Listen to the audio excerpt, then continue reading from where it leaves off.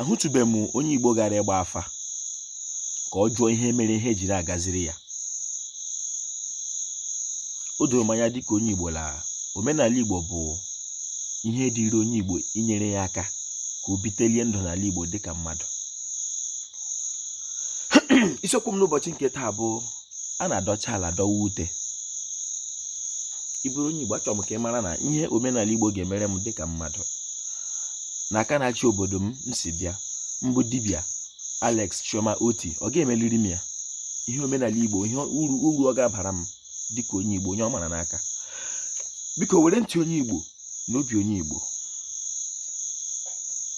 Onye Igbo kwesịrị ibu ụzọ dọta aha ya maka a nara ya aha ya. Onye Igbo kwesịrị ibu ụzọ dọta ngwa ọla eji.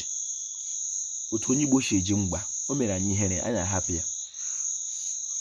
Onye Igbo kwesịrị ibu ụzọ dọta omenala nna ya, dọpụta ihe ka ọ pụta ihe ka ụwa niile mata otu o siri ebe ndụ. Aha m bụ Mkpachukwu Ojagbo, a na-akpọ m Ojiọfọ. Abụ m onye olu okoro nke dị na Ọmahịa n'ime obodo nke Chineke. Igbo mma mmanụ. Ekelere m ọha nweze, ekelere m Igbo bụ Igbo, ekelere m ndị chiri echichi n'ala Igbo, ma ndị dibịa na-agba aja, ma ndị na-agba afa, ma ndị mgbọrọgwụ ma mkpa akwụkwọ. Ojiọfọ si ihe onye chiri ya zere, ọ ga-adịrị Igbo la mma. A na-adọcha ala dọwa ute.